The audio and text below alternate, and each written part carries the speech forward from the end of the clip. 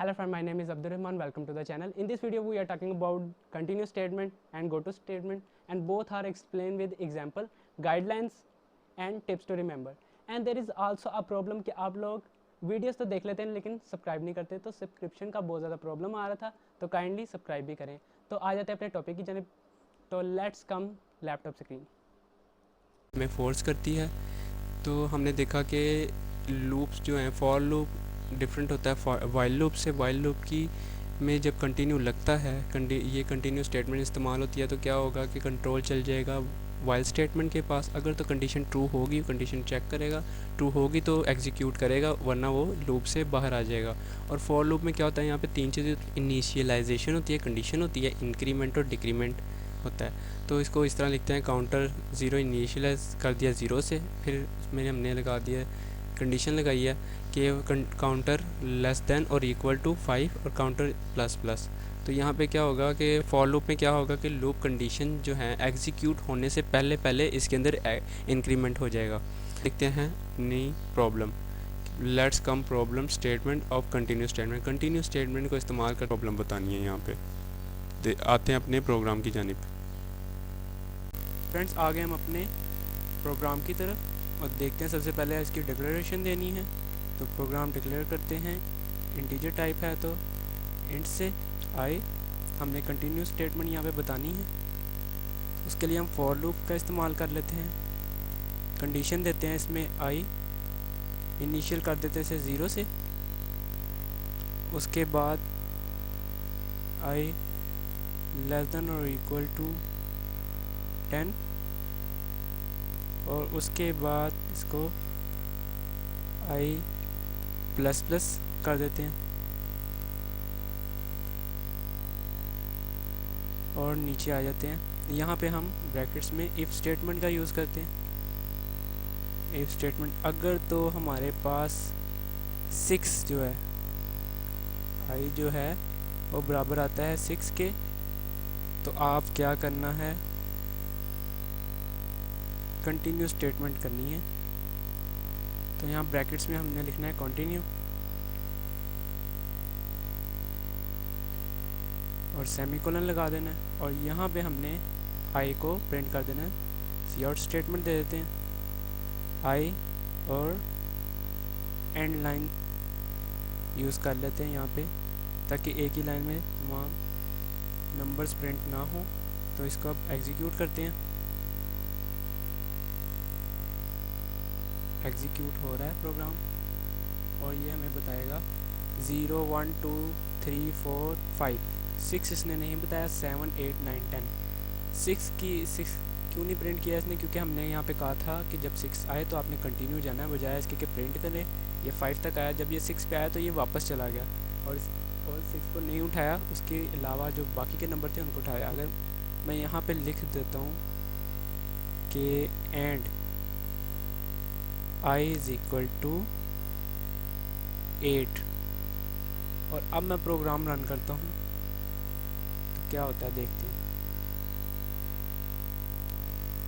अब ये प्रिंट करेगा 0 1 2 3 4 5 6 भी प्रिंट नहीं किया, उसके बाद 7 8 भी प्रिंट नहीं किया, ना 6 प्रिंट किया ना 8 प्रिंट किया, क्योंकि दोनों की बार कंटिन्यू स्टेटमेंट आ रही थी तो वो दोबारा कंटिन्यू हो जाता था।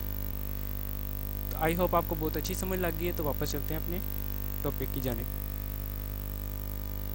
फ्रेंड्स, हम आ गए हैं अपनी गो टू स्टेटमेंट पर। इसमें देखते हैं कि डिफरेंट किस्म की लैंग्वेजेस, कोबॉल, फॉर्ट्रन और सी लैंग्वेज, जिसमें गो टू स्टेटमेंट प्रोवाइड की गई है। ये एक अनकंडीशनल सी ब्रांच है एग्जीक्यूशन की। ये करती क्या है कि ये प्रोग्राम में कहीं पे भी हमें जंप करवा देती। हमारे पास सी आउट की स्टेटमेंट है, पाकिस्तान, वेलकम एंड हेलो। तो गो टू स्टेटमेंट यूज़ की गई है एस करैक्टर के साथ, सेमीकोलन के साथ, और जहाँ पे हमने इसको जंप करवाना है वहाँ पे वही करैक्टर जो हमने गो टू के साथ यूज़ किया है एस, उसके साथ कोलन लगाना है, तो ये यहाँ से जंप कर जाएगा। तो let's come to the statement. तो अब हम यहाँ पे प्रोग्राम करके आपको दिखाएंगे। तो चलते हैं प्रोग्राम की जानिब। तो आगे हम अपने प्रोग्राम की जानिब। यहाँ पे हम आपको बताएंगे गो टू स्टेटमेंट क्या होती है। तो सबसे पहले हम कुछ स्टेटमेंट प्रिंट करेंगे, उसके बाद आपको गो टू का फंक्शन बताएंगे, गो टू क्या करता है। यहाँ पे हम लिखते हैं पाकिस्तान यहाँ सेमीकोलन लगाते हैं। उसके बाद एक और स्टेटमेंट यहाँ पे बल्कि हम लिख देते हैं गो टू, और एस के साथ हम लगाएंगे सेमीकोलन। उसके बाद एक और स्टेटमेंट लिखते हैं सी आउट की, और यहाँ पे लिखते हैं डबल कोटेशन मार्क, और यहाँ पे लिखते हैं वेलकम।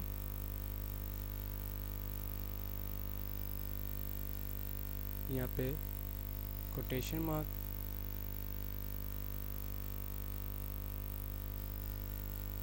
यहाँ पे सेमीकोलन।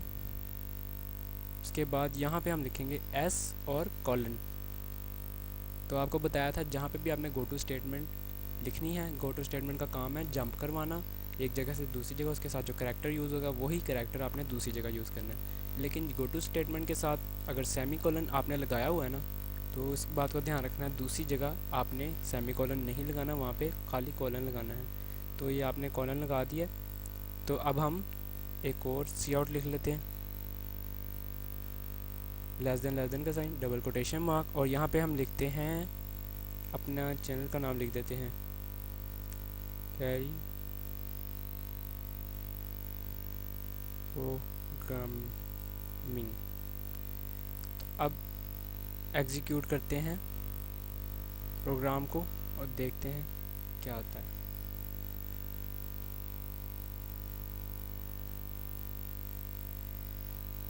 तो प्रिंट हो गया पाकिस्तान कैरी प्रोग्रामिंग। उसने क्या किया कि इस एस से ये नीचे वाले एस पर जंप कर दिया और बीच पे जो काम था वो नहीं किया। तो यहाँ पे हम करते हैं एंड लाइन स्टेटमेंट भी यूज़ कर लेते हैं।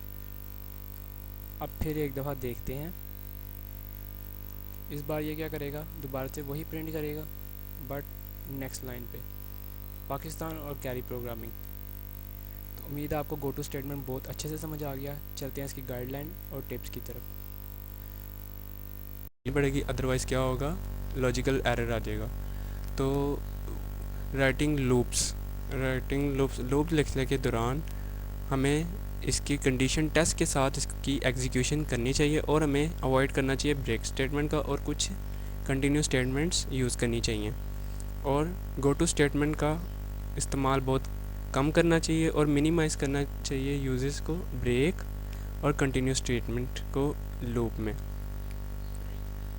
तो गो टू स्टेटमेंट का यूज़ बहुत होना चाहिए, और जो यूजेज है ऑफ ब्रेक स्टेटमेंट और कंटिन्यू स्टेटमेंट लूप के अंदर, इसको भी बहुत कम करना चाहिए। तो टिप्स है हमारे पास, ट्राई टू स्विच, बजाय इसके कि आप बहुत ज़्यादा इफ़ स्टेटमेंट यूज़ करें, आप ऐसा करें कि स्विच केस यूज़ करें।